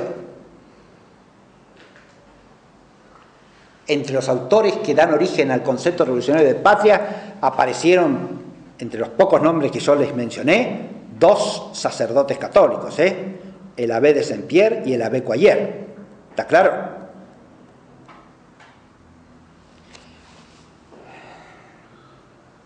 Y el intento de fusionar la mentalidad iluminista o ilustrada con la religión cristiana a lo largo del siglo XVIII tiene una historia que hay que estudiar, porque es fundamental para entender este problema.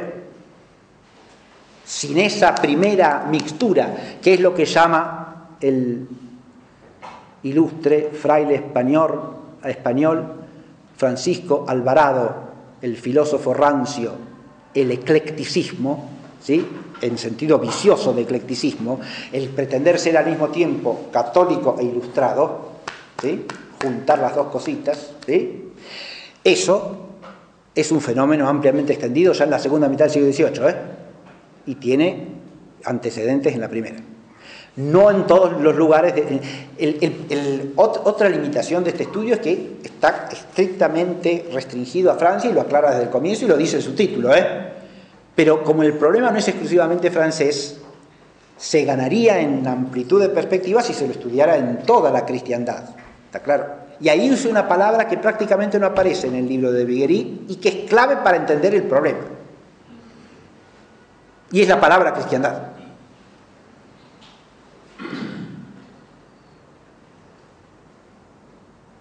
La patria por excelencia para un cristiano, dije, es la patria celestial. Luego está la Iglesia como patria en este mundo, a la que pertenecemos. Después está la patria temporal civil de todos los cristianos, y eso se llama cristiandad. Y no es la patria chica de cada quien, Y eso tenía vigencia en Europa. Hoy, 7 de octubre, es aniversario de la batalla de Lepanto, ¿no?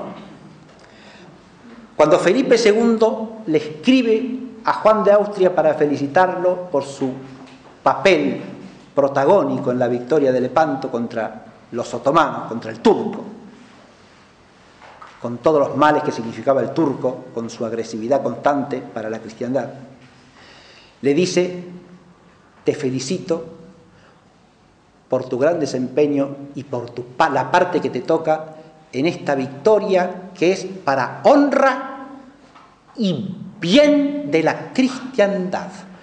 No dice en ningún momento para honra y bien de España, dice para honra y bien de la cristiandad.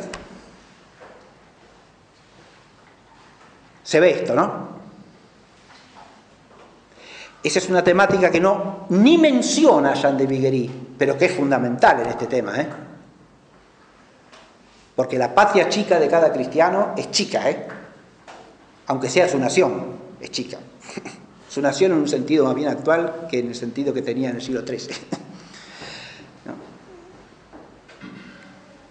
Es chica, pero es chica con respecto a ¿qué? Con respecto a la cristiandad, que es el bien común de toda la res pública cristiana, es decir, de todas las sociedades temporalmente ordenadas según la fe cristiana. Ahí surgen muchos deberes propios de la patria cristiana, en el orden temporal, está claro.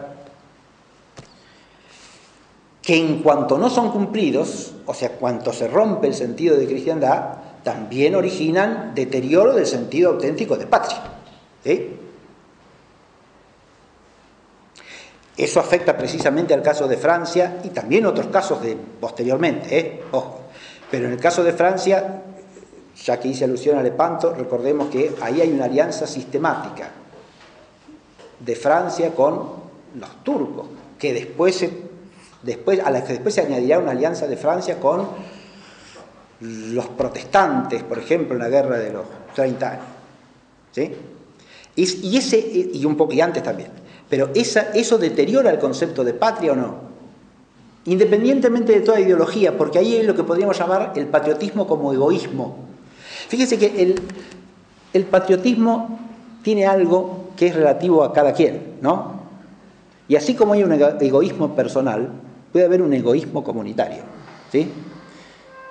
Y la virtud patriótica puede degenerar, es una de sus deformaciones posibles, en un egoísmo patrio, en un patriotismo deformado, en el cual el bien propio viene entre comillas, el propio desarrollo, la propia expansión, la propia gloria, el propio honor, está por encima de cualquier otra cosa, inclusive del bien común de la cristiandad.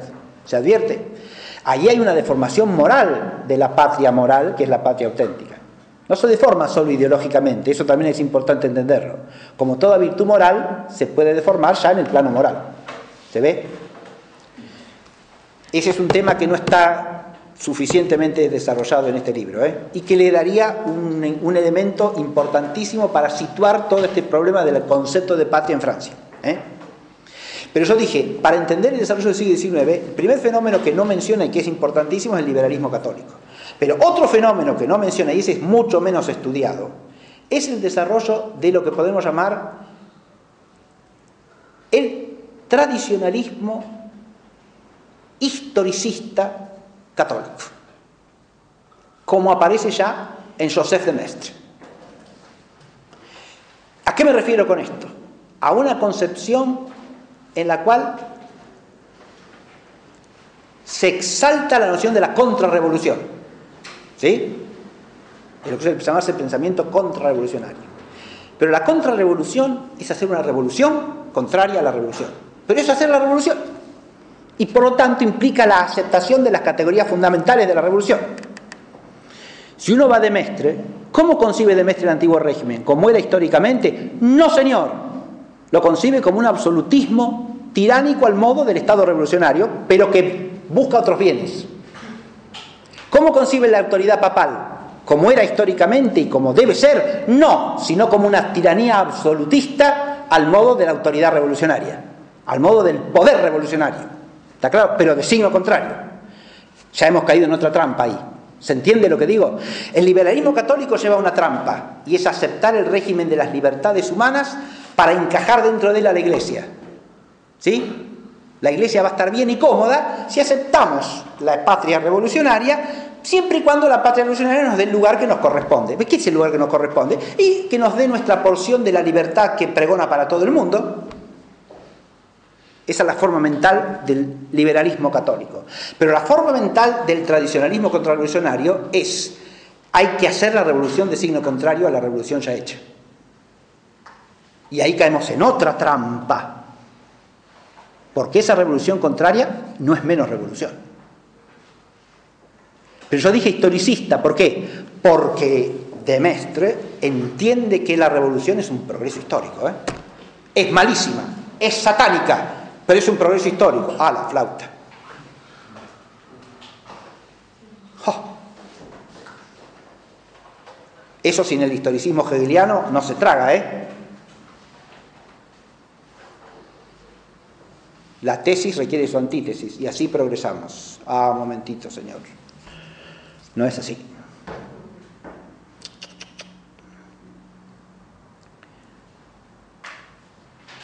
Ese es otro problema que hay que proyectar, porque esa mentalidad también contribuye a la patria mixta, ¿eh? De Mestre sostiene que la revolución es una cosa grande, magnífica, ante la cual hay que sentir respeto y de la que hay que aprender mucho. Bien. El otro tema que no menciona para nada de Viry es que la patria mixta se hace posible no solo por la acción de Napoleón y por la personalidad de Napoleón, que es uno de los pilares de la patria mixta, ¿está claro? Que es el que él desarrolla, sino también por la actitud de la Iglesia en relación con Napoleón. Este es un problema que yo he estudiado desde otro ángulo y por otro interés, pero que se aplica a esta cuestión. Yo dije, durante la Revolución Francesa, antes de Napoleón, hay una confrontación, pero parte pilar de esa confrontación es la actitud del Papa Pío VI, que se opone tajantemente al proceso revolucionario y condena los errores de la revolución. ¿Está claro? Y emite una bula condenatoria de los errores inaceptables de la revolución por ser incompatible con la fe católica. Eso le va a costar la vida en realidad, ¿eh? Porque el general Bonaparte en su campaña Italia va a conquistar los estados pontificios, se lo va a llevar preso y se lo lleva de viaje hasta la Provenza, donde se muere el papa que tenía más de 80 años. Pero a ese modelo de Pío VI le sigue Pío VII, y el modelo de Pío VII es completamente distinto. Es el modelo del concordato con el régimen revolucionario. Pío VII pacta con el régimen revolucionario. Sin ese pacto, el surgimiento de la patria mixta tampoco es fácilmente posible, ¿eh? Pero ese pacto alienta ese surgimiento, lo impulsa. ¿Por qué? Porque en cuanto pactamos, fíjense, ahí surge otro problema, que es la mentalidad del pastoralismo eficientista de corto plazo. ¿Qué busca Pío VII? Paz para la Iglesia a cambio de, en Francia, reconocimiento de la Iglesia Católica en Francia, a cambio de que, y de reconocer a la autoridad revolucionaria y el régimen de la autoridad revolucionaria. No solo eso, pero ahí viene un problema enorme para la historia que tiene consecuencias gravísimas hasta el día de hoy, ¿eh? Cuando pacta el concordato con Napoleón, Pío VII, entre otras cosas, ¿qué concede? Que todos los obispos de Francia deben renunciar para que se constituya un episcopado nuevo. ¿Quiénes son todos los obispos de Francia? Unos son los obispos juramentados, obispos ilegítimos, cismáticos y heréticos nombrados por el régimen de la revolución. ¿Está claro? ¿Y los otros quiénes son? Y los obispos legítimos de Francia que han defendido la fe católica en Francia y que algunos han muerto, esos ya no tienen que renunciar, y otros han tenido que irse. ¿Está claro? Y otros se han retirado a su casa y ahí viven, despojados de sus sedes. Esos también tienen que renunciar. O sea que son lo mismo. Cuando usted acepta en la práctica eso, entonces da lo mismo la fidelidad que la infidelidad, da lo mismo la catolicidad que el ser revolucionario. ¿Ve? Ahí se abre otro problema, ¿ven? Ahí se abre un problema enorme que no es invento del siglo XX, ¿eh? Que eso en el siglo XX alcance desarrollo propio es otra cosa, Pero el modelo Pío VII es de principios del siglo XIX, históricamente hablando. Y es precursor del Ralliement de León XIII, que va a ordenar a los católicos de Francia aceptar el régimen de la Tercera República. Eso ya viene al final del libro. ¿Está claro? Bueno, digo una sola cosa más. El régimen termina, perdón, el libro termina con la consideración de este régimen, este patriotismo mixto, da paso a otro problema enorme, que es inmediatamente después del patriotismo mixto o de la patria mixta. Es un tema que ya surge hacia fines del siglo XIX, después de la instalación de la Tercera República, aparece el nacionalismo, el patriotismo republicano, propio de los fundadores de la Tercera República, ¿no? El patriotismo nacionalista francés, de Roulade, y después la Acción Francesa, con Marat, y después el patriotismo católico de ese periodo. Él analiza los tres fenómenos muy detenidamente y con mucho conocimiento de las fuentes, ¿sí? Voy a referirme solamente a una cosita que cita de Viguerie, y es un texto de Péguy. A Charles Péguy, poeta católico francés, lo conocen todos. Y Charles Péguy, en un texto que cita de Viguerie, dice lo siguiente: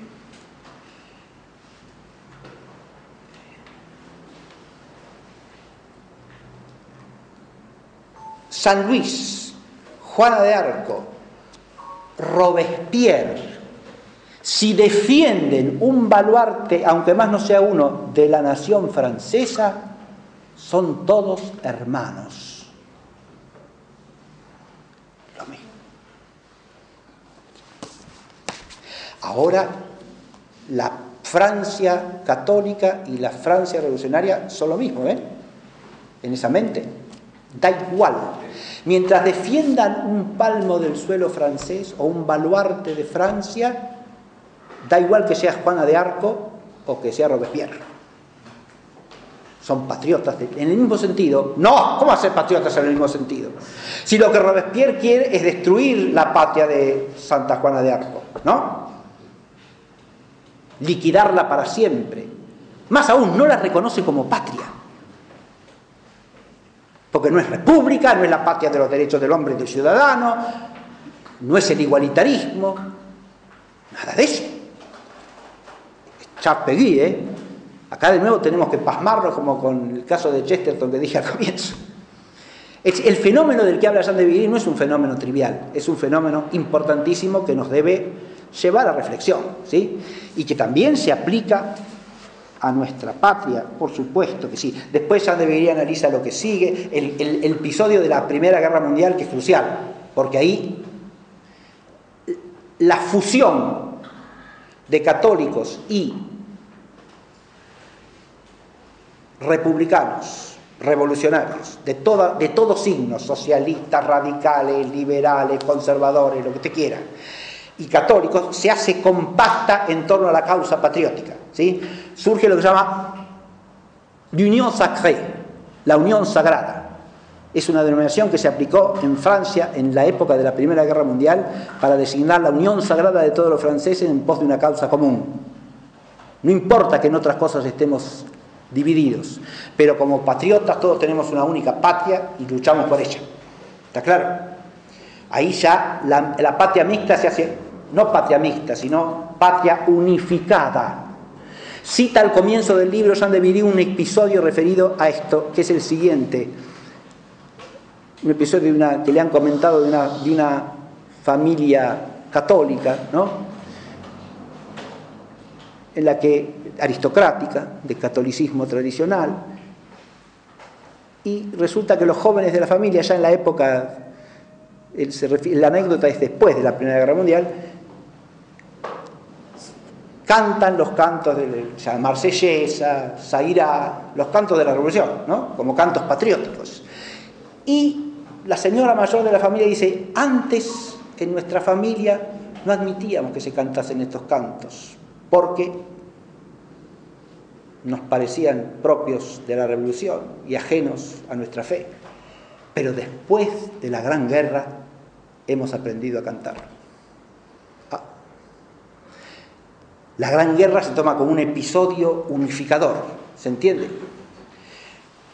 Detrás de eso está la ideología de la revancha, de la recuperación de territorios, la demonización del adversario, a eso le dedica largas páginas Jean de Viry. El adversario en la guerra es basura, ¿está claro? La sangre impura que tiene que regar nuestros surcos de la Marsellesa, eso se proyecta todo el que sea adversario en la guerra de Francia, ¿está claro? En el caso de la Primera Guerra, Alemania, ¿no? Entonces ahí aparecen todos los discursos acerca de, ya sea de Maurras, ya sea de Clemenceau, de quien sea, de la basura alemana, de los alemanes infrahumanos, subhumanos, todo lo que se quiera, ¿no? Bien. Ese patrioterismo de la patria revolucionaria, identificado con la propia nación, ¿es un bien o es un mal? Esto es algo que, creo yo, hay que plantearse y con honestidad, y por más que duela y por más que a uno le cueste. Porque la verdad sí que está por encima de todo, porque la verdad, en definitiva, es el Señor mismo, ¿no?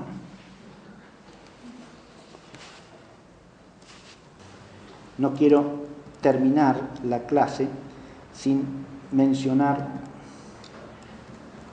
volver a nuestra patria, ¿no? Y mencionar otros textos. Ya he hecho alguna referencia a la canción patriótica de López y Planes, pero la canción patriótica es algo que todos conocen, aunque yo los invito a estudiarla mejor, ¿no? Fíjense que están todos los tópicos de la revolución ahí, ¿eh? Todos los tópicos de la patria revolucionaria. Acabo de hablar de la demonización del adversario. Lean la canción patriótica, ¿no? Y el adversario ahí son los hermanos, ¿eh? Ojo. Que hablan la misma lengua, que tienen la misma fe. Ni siquiera son extranjeros, ¿eh? Por eso surge también, en relación con esa demonización del adversario, el desprecio de su historia, que es la historia propia, como dije en el Jan Funes, ¿no? El desprecio de su historia, el desprecio de su identidad, y entonces tenemos un problema enorme ahí, ¿no? Terrible. La patria es la patria de la revolución, ¿sí? No. Voy a mencionar otra cosa, a ver, espera. Acá. Ya con esto termino, ¿eh? Digo nada más, en ese texto están los tópicos. Acá leo otro texto en que aparecen claramente esos tópicos, ¿eh? Esto es una proclama del general San Martín en Chile el 13 de noviembre de 1818. Y dice así: la guerra siguió incendiando este inocente país, pero a pesar de las combinaciones todas del despotismo, el evangelio de los derechos del hombre se propagaba en medio de las contradicciones. Acá de nuevo tenemos un tópico claro de la mentalidad revolucionaria, ¿eh? El evangelio de los derechos del hombre. ¿Está claro lo que digo? Estáis leyendo, ¿eh? Esto es una proclama, se lo puede leer en el tomo 17, volumen 1 de la Biblioteca de Mayo. Santiago de Chile, 13 de noviembre de 1818. Se propagaban, centenares de americanos caían en el campo del honor o a manos de alevosos mandatarios, mas la opinión fortificada por nobles pasiones hacía sentir siempre su triunfo, y así el tiempo regenerador de las sociedades políticas acabó de preparar el gran momento que va ahora a decidir el problema de los sentimientos peruanos y de la suerte de la América del Sur. Los anales del mundo no recuerdan revolución más santa en su fin, más necesaria a los hombres, ni más augusta por la reunión de tantas voluntades y brazos. Se trata de revolución, lo dice él, ¿no? No lo digo yo. Y revolución santa, con el santo evangelio de los derechos del hombre. De nuevo nos encontramos con tópicos que son, no se puede negar que son tópicos de la mentalidad de la patria revolucionaria. ¿Está claro? Están ahí y son parte del mismo problema, no es otro problema. En España se da de otra manera, en las Españas y en las Indias españolas se da de otra manera. Las Indias españolas somos nosotros, ¿sí? Las Indias. América no es una manera de hablar española, ¿eh? En España nunca se dijo América. América llamaban al continente los alemanes, los franceses, después los ingleses y los norteamericanos, que cuando decían América, como siguen diciendo, se refieren a ellos, ¿no? América, ¿sí? Y está bien. América es un nombre derivado de Américo Vespucio, en eso no voy a entrar, recurran al ilustre Rómulo Carbia, ¿sí?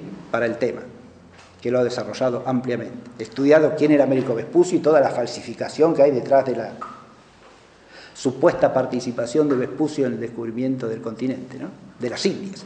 Para España fueron siempre las Indias, y el consejo que se ocupaba ¿era el reino de Indias o no? Y el consejo que se ocupaba del reino de era el Consejo de India. Y las leyes propias que tenían estos reinos se llamaban leyes de India. ¿Está claro? Bien. Y el que venía de acá era un indiano, ¿sí? Como siguieron diciendo los españoles hasta el siglo XIX entrado, ¿eh? El que venía de América, que se había establecido en América un tiempo y volvía a España, ¿quién era? Él era un indiano, ¿no? Si venía de las Indias. Así se llama. Y es un nombre que tiene otro sentido distinto. No alude a ningún personaje, por lo menos. Bien. Pero es un problema también histórico. Con esto ya, lo único que quiero para terminar es un problema que hay que reflexionar con serenidad, simplemente. Abrir la mente y el corazón también a este problema. Y desde lo que dije de entrada, tratar de profundizar la noción de patria, ¿sí? ¿Qué es la patria y cómo hay que entenderla? ¿Se ve esto? Si esta conferencia sirve para que de alguna manera nos planteemos eso, ¿no? Y tratemos de purificar en nuestro interior la noción de la patria, del bien común que es inseparable de la patria, del fin de estar asociados comunitariamente en una patria. Porque cuando decimos que no tenemos los mismos fines, pero formamos la misma patria, ¿de qué estamos hablando? Cuando uno participa de una sociedad como la actual sociedad argentina, en la cual las normas establecidas como si fuesen leyes, pero que no lo son, van no solo contra la ley natural, sino contra la ley divina positiva, ¿no? Y son leyes intrínsecamente injustas y por lo tanto no son leyes, pero son el ordenamiento normativo ¿de qué? De la nación, de la patria. Son la patria. ¿Eso es la patria? Yo digo que no. Y es claro que no. Porque la patria tiene una identidad de otro orden, moral, como bien dice Jean de Viguerie, y por lo tanto es moralmente que se juega la cuestión de la patria. No de un modo meramente político, si por política se entiende construir, que es la concepción revolucionaria de la política, ¿eh? La política es una acción moral, y si no es una acción moral, ya deja de ser política en el sentido propio y clásico de la palabra, y en el único sentido aceptable cristianamente. La política no construye, la política es una relación entre personas que se realiza virtuosamente o se realiza viciosamente. Y eso es lo que tenemos que tratar de retomar para que aparezca la noción auténtica de patria y que quiera Dios podamos tenerla con la mayor lucidez posible y servir a la patria de la mejor manera posible según nuestras posibilidades. Con eso los dejo en paz. Adiós. Muchas gracias.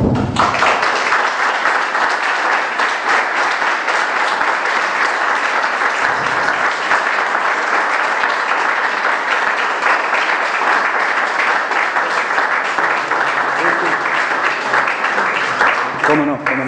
Sí, sí. Si quieren, hoy.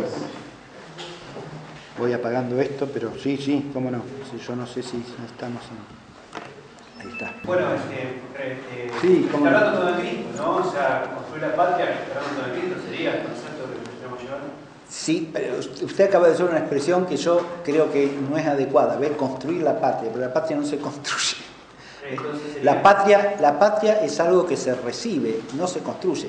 Se recibe y de alguna manera se continúa a través de la propia acción moral, pero no se construye. Si la entendemos como algo que es una construcción, ya la entendemos al modo revolucionario. ¿Me entiende lo que le digo? Es lo que dije al final. Si usted la empieza a entender como algo que se construye, que no existió nunca y o que existió en a tiempo y usted la puede reconstruir a voluntad, entonces ya está pensando según la forma mental revolucionaria. ¿Cuál es el verbo, entonces? ¿El verbo correcto? Le insisto que a la patria se la recibe, de alguna manera se la sirve, se la cultiva y se la transmite. ¿Está claro? Porque la patria es un acervo, es una tradición, implica una cultura, implica unos principios, implica un modo de obrar, un modo de hablar, un modo de pensar, un modo de obrar, que se transmiten, se comunican, se han recibido y se transmiten, ¿está claro?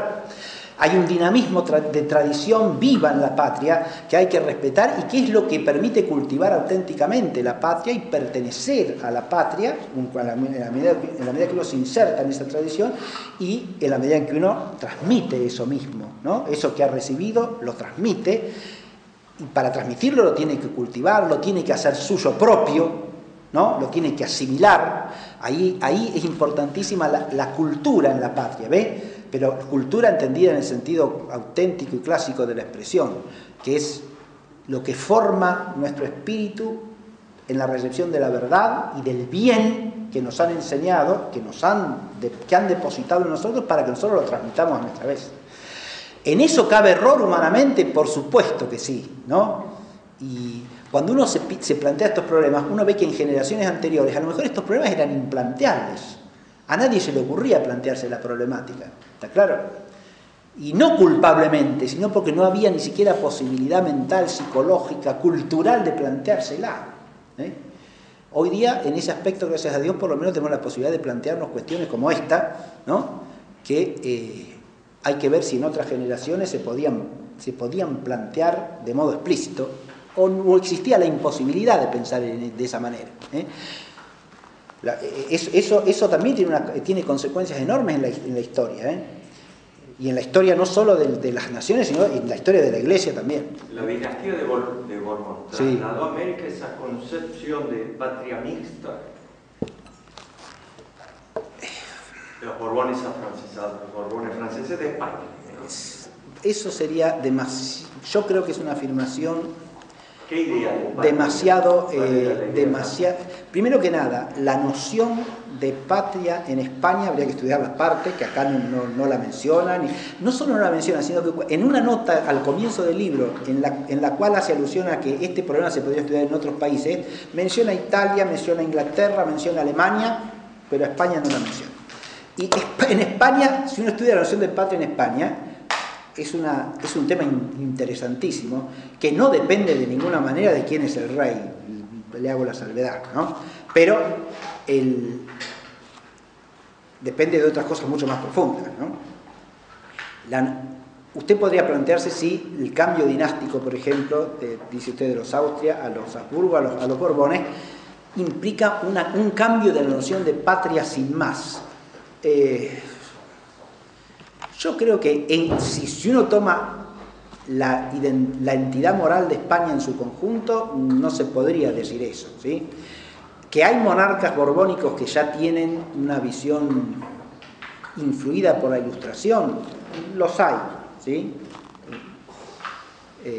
No los primeros, pero ya en la segunda mitad del siglo hay cierto influjo. Pero más que el propio monarca Carlos III, por ejemplo, o Carlos IV, que en realidad es difícil que atribuir algún concepto de algo a Carlos IV, pero Carlos III, más que él mismo, se ríe, más que él mismo, algunos de sus ministros son claramente influidos por el iluminismo, por la masonería directamente, ¿no? Ese es un fenómeno de infiltración que se da en toda Europa. En España se da con mucha más resistencia que en cualquier otro lado. En España se da a nivel, no a nivel popular, a nivel intelectual, a nivel de las clases dirigentes, a nivel de la aristocracia. En España se da con mucha más resistencia que en cualquier otro reino de Europa, salvo algunos reinos de Italia que también son borbónicos, como el reino de las dos Sicilias, por ejemplo. En el reino de Sicilia, bajo la dinastía borbónica, no es un reino especialmente infiltrado de iluminismo. Mucho más pasa en el norte, por ejemplo, de Italia. La ilustración penetra mucho más en el norte de Italia que en Nápoles y en Sicilia, mucho más profundamente, desde el punto de vista intelectual. Recuerde que en Nápoles, en el siglo XVIII, es nada más ni nada menos que la ciudad donde vive San Alfonso María de Ligorio, ¿no? Es una ciudad de santidad esplendorosa y de cristianismo vigoroso, yo no asociaría directamente meramente a la dinastía ese problema. Que algunas cosas cambian desde el punto de vista institucional, eso es cierto, porque hay una mentalidad, pero sobre todo es una cuestión de institucionalidad política y de modo de gobierno, en que es más, digamos así, unitarista en el ejercicio de la monarquía, eso sí. Bueno, hay un autor francés, Dumas, en Lepanto, en este libro magnífico, el autor también de la biografía, una de las mejores biografías que existen de Isabel la Católica, no el Dumas, el novelista. Dumas o Dumont. Dumont. Jean Dumont, ese es muy bueno, sí, Jean Dumont, sí. Dice que la misma Francia es el origen de la traición a la cristiandad más monstruosa, es con la dinastía de los Valois. Ah, claro, sí, bueno, a eso he aludido, sí. Es decapitada en Francia. Bueno, claro, decapitada. Digamos que la actitud de Francia hiere a la cristiandad, eso sí. Una cristiandad que sigue existiendo a pesar de esa actitud de Francia que la debilita, la mina, ¿sí? Sí, van creando hasta el clima revolucionario. Claro, sí, lógico, sí, que la mina es cierto. Sí, por favor, papá. Gracias.